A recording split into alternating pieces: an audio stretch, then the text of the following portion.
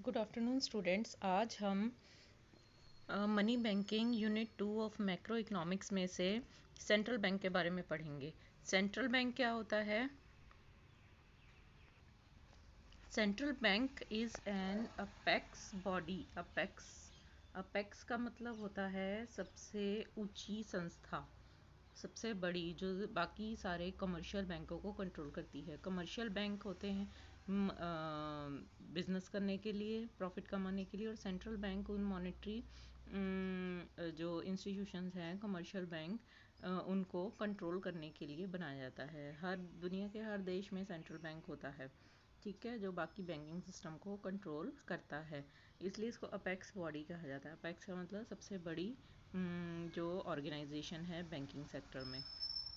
तो central bank apex body है, controls, operates, regulates. Control करता है बैंकों के कामकाज को, ऑपरेट करता है बैंकों में कामकाज कैसे होना चाहिए, रेगुलेट्स उनके लिए नियम बनाता है, डायरेक्ट उनको निर्देश देता है कमर्शियल बैंकों को। Entire banking and monetary system of the country, पूरी कंट्री के बैंकिंग और मॉनेटरी सिस्टम को मैनेज करता है सेंट्रल बैंक, ठीक है। तो सेंट्रल बैंक के फंक्शंस, ये मोस्ट इम्पॉर्टेंट क्वेश्चन है जो पेपर में आएगा ही आएगा। सेंट्रल बैंक के जो फंक्शंस हैं, सेंट्रल बैंक का पहला फंक्शन है करेंसी अथॉरिटी। सेंट्रल बैंक, आप जैसा कि आप लोगों को पता है, सेंट्रल बैंक करेंसी इशू करता है, नोट्स वगैरह जो हमारे देश में चलते हैं। Sole right to issue of currency except 1 rupee note and coins, कि 1 रुपये का नोट और क्वाइंस जो हैं, जितने भी 5 रुपये का, 10 रुपये का, 1 रुपये का, 2 रुपये का, ये जितने भी कॉइन्स हैं, ये सेंट्रल बैंक इशू नहीं करता है। इनको इशू करती है इंडिया की finance ministry, ministry of finance. फिर इसके बाद है back currency, back currency with assets like gold, foreign securities etcetera. आप लोग ऐसा सोचते होंगे कि जब इंडिया का ही बैंक है, सेंट्रल बैंक जो करेंसी इशू करता है, तो कितने मर्जी नोट छाप ले। ऐसा नहीं होता है। हर करेंसी को इशू करने के लिए उसके बेस के लिए एसेट्स जैसे सोना या फिर फॉरेन सिक्योरिटीज़, फॉरेन एक्सचेंज का बेस होना ज़रूरी है। फॉर एग्जांपल, जैसे मान लो 2,000 रुपये का नोट इशू करना है अगर गवर्नमेंट को, उस 2,000 रुपये में कितना सोना खरीदा जा सकता है, उतना सोना गवर्नमेंट के पास उसके एसेट्स के रूप में होना ज़रूरी है। मतलब तभी वो 2,000 रुपये का नोट इशू कर सकते हैं। इतना पूरा तो नहीं होता, कुछ रेशो होती है कि 2,000 रुपये का 50% या 60% इतना असेट्स होना गवर्नमेंट के पास ज़रूरी है, सेंट्रल बैंक के पास। तो उसके आधार पर ही सेंट्रल बैंक करेंसी इशू कर सकता है। इसके बाद है यूनिफॉर्मिटी, इन्फ्लुएंसी मनी सप्लाई। यूनिफॉर्मिटी, यूनिफॉर्मिटी का मतलब है आप इंडिया के किसी भी शहर में चले जाओ, कहीं भी चले जाओ, आपको सेम तरह की करेंसी मिलेगी, तो उसमें यूनिफॉर्मिटी है, मतलब एक रूपता है। और इसके बाद है इन्फ्लुएंसी मनी सप्लाई, देश में कितनी मनी लोगों के पास होनी चाहिए, तो उसका निर्धारण भी जो है सेंट्रल बैंक ही करता है। Government supervision of central bank, अगर गवर्नमेंट चाहती है कि सेंट्रल बैंक अगर गवर्नमेंट चाहती है कि मॉनेटरी सिस्टम को किस तरह से सुपरवाइज किया जाए, तो सेंट्रल बैंक गवर्नमेंट की मदद करता है। पब्लिक फेथ, जितनी भी करेंसी सेंट्रल बैंक इशू करता है उसमें लोगों का विश्वास होता है कि ये करेंसी सच है, मतलब इसका कोई भी, इसकी वैल्यू कम नहीं होगी, ठीक है ना। और ये फिक्स है। जैसे अभी हमारे पास मान लो 500 रुपये हैं, तो अगर हम उनको 2 साल बाद भी अगर करेंसी में चेंजेस ना आए, तो 2 साल बाद भी उसको अगर हम यूज़ करेंगे तो भी उसमें हम 500 रुपये का सामान खरीद पाएंगे। तो लोगों का विश्वास होता है कि ये करेंसी सरकारी एजेंसी ने इशू करी है, तो इसलिए ये करेंसी सही है। इस तरह से जैसे बिटकॉइन वगैरह है, और इस तरह की कोई करेंसी आई थी जो मतलब क्रिप्टो करेंसी जिन्हें कहा जाता था, वो होती क्या है उसके बारे में बाद में बताऊंगी। लेकिन ये करेंसियाँ जो थी उनमें लोगों का विश्वास नहीं है, इसलिए ये करेंसी जो थी ज़्यादा चलती नहीं है। तो इसलिए जो जनता का विश्वास उसी करेंसी में होता है जो सरकार के किसी ऑर्गेनाइजेशन, सरकार की किसी संस्था के द्वारा इशू की जाती हैं।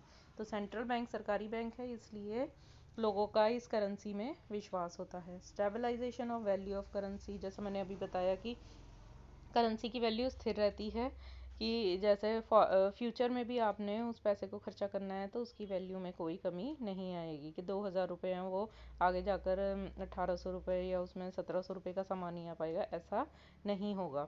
जितनी वैल्यू का नोट आज है उसकी वैल्यू उतनी ही रहेगी, ठीक है, फ्यूचर में भी। इसके बाद इसका सेकंड फंक्शन है banker to government. Banker to government में सेंट्रल बैंक जो होता है वो सरकार का बैंक होता है, उसमें आम जनता का कोई लेना देना नहीं होता, सिर्फ गवर्नमेंट उसमें कामकाज करवा सकती है। वो कौन कौन से कामकाज होते हैं? वर्क एज बैंकर, सरकार का बैंक, मतलब गवर्नमेंट के जितने भी अकाउंट्स हैं वो सेंट्रल बैंक में होंगे। एजेंट है, गवर्नमेंट के जितने भी लेन देन है उनका सारा कामकाज सेंट्रल बैंक करता है। फाइनेंशियल एडवाइज़र ऑफ गवर्नमेंट, अभी जैसे गवर्नमेंट के पास कितना पैसा है, उस पैसे का किस तरह से यूज़ किया जा सकता है, वो सारी हेल्प जो है सेंट्रल बैंक गवर्नमेंट की को एडवाइस करता है उस काम को करने में। मेंटेन्स करंट अकाउंट, गवर्नमेंट के जितने भी अकाउंट्स हैं वो सेंट्रल बैंक में ही हैं। मेक्स पेमेंट फॉर गवर्नमेंट, जितनी भी पेमेंट्स करनी है एक्सपोर्ट्स की, इंपोर्ट्स की, या किसी दूसरे देश की सरकार को, या इंटरनेशनल मॉनेटरी फंड में कंट्रीब्यूशन करना है, कहीं भी कोई भी payment on behalf of government जो भी करनी है वो सेंट्रल बैंक करता है। Carries out exchange, central bank exchange जो भी फॉरेन करेंसी हमें चाहिए, गवर्नमेंट को फॉरेन करेंसी चाहिए और उसके बदले में जो पैसा पेमेंट करनी होगी तो वो सेंट्रल बैंक ही करेगा। जैसे माना गवर्नमेंट को $100 चाहिए तो उस $100 के बदले में जितने रुपए जो देने पड़ेंगे जिससे $100 लेंगे, तो वो पेमेंट जो होगा वो सेंट्रल बैंक ही करेगा। अब ये गवर्नमेंट फॉरेन करेंसी का क्या करती है उसके बारे में आगे चल के लेसन है उसमें पढ़ेंगे। रेमिटेंसेस, पैसा विदेशों से पैसा हमारे देश में आना है तो वो भी सेंट्रल बैंक ही उसको एक्सेप्ट करता है on behalf of government. Banking operation, वही maintains current account, maintains banks, banking operation जो है मतलब बैंकों के कामकाज जो गवर्नमेंट के होते हैं वो सेंट्रल बैंक ही करता है। Gives loans to government, gives loans and advances to government. Simple है, सरकार का पैसा सेंट्रल बैंक के पास रखा होता है, उसमें से अगर सरकार को पैसा चाहिए तो दैट इज़ कॉल्ड एडवांसेस। और अगर गवर्नमेंट को लोन चाहिए तो वो भी सेंट्रल बैंक ही प्रदान करता है। As agent it manages public डेप्ट, गवर्नमेंट्स जो हैं वो दूसरे देशों से कर्जा भी लेती हैं तो वो कर्जा को भी मैनेज कौन करता है? सेंट्रल बैंक करता है। वो पैसा भी, कर्जे का पैसा भी सेंट्रल बैंक में जमा होगा और उस कर्जे की रीपेमेंट भी जो है वो सेंट्रल बैंक के थ्रू ही होगी जो सरकार लेती है। एज फाइनेंशियल एडवाइज़र, गवर्नमेंट को पैसे के बारे में जितनी भी सलाह है, कहाँ से पैसा आएगा, कहाँ से पैसा खर्चा होगा, वो सारी जितनी भी सलाह है सेंट्रल बैंक ही देता है। Gives advice to government on economic, financial and monetary matters, government ने कोई मॉनेटरी पॉलिसी बनानी है, अभी जैसे देश में कितना मंदी की स्थिति छाई हुई है, हर देश में छाई हुई है, हमारे देश में क्या आगे फ्यूचर पर्सपेक्टिव्स हैं, किस तरह से सरकार जो है वो काम कर सकती है लोगों को रीयूनाइट करके, लोगों को दोबारा से काम धंधे में लगाकर, किस तरह की बिजनेस अपॉर्चुनिटीज़ हैं। अभी आप लोग देख रहे हो चाइना में कोई अपना बिजनेस नहीं सेटअप करना चाहता, सब वहाँ से भागने, सारी कंपनियाँ वहाँ से भाग रही हैं। तो इंडिया के लिए वो फ़ायदेमंद है, इंडिया में कैसी मार्केट्स हैं, उसमें किस तरह से कामकाज हो सकता है, तो इस बारे में जितनी भी एडवाइस है वो सेंट्रल बैंक जो है वो गवर्नमेंट को देता है। तो central bank as a banker of government इस तरह से काम करता है। इसके बाद है बैंकर्स बैंक एंड सुपरवाइज़र। अब सेंट्रल बैंक कमर्शियल बैंकों का भी बैंक है और कमर्शियल बैंकों का सुपरवाइज़र है।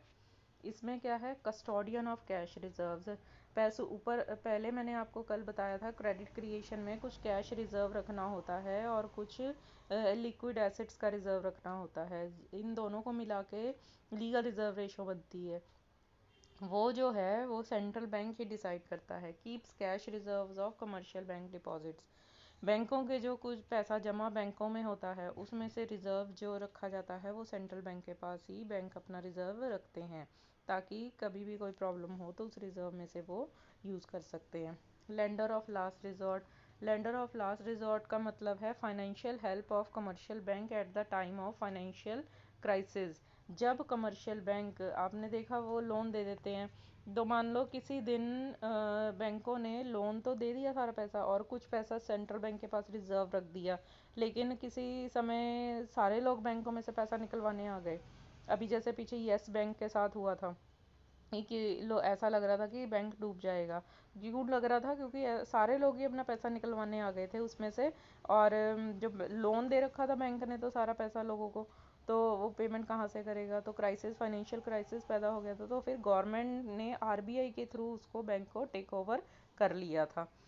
तो इस तरह से लेंडर ऑफ लास्ट रिजॉर्ट होता है कि जब कोई कमर्शियल बैंक मुसीबत में होता है तो सेंट्रल बैंक उसकी मदद करता है। Assist commercial bank in discounting of securities of bills of exchange. जितने भी बिल्स पेमेंट के लिए होते हैं, जैसे हम लोग तो दुकान से सामान खरीदते हैं, कुछ हज़ार होगा, जो बिजनेसमैन होते हैं उनकी पेमेंट्स जो होती हैं वो लाखों करोड़ों में होती हैं। तो वो जो पेमेंट है उनको बिल्स ऑफ एक्सचेंज कहते हैं। जैसे बिल बैंकों के थ्रू पे होगा तो वो उसका क्लियरेंस जो होता है वो सेंट्रल बैंक ही करवाता है।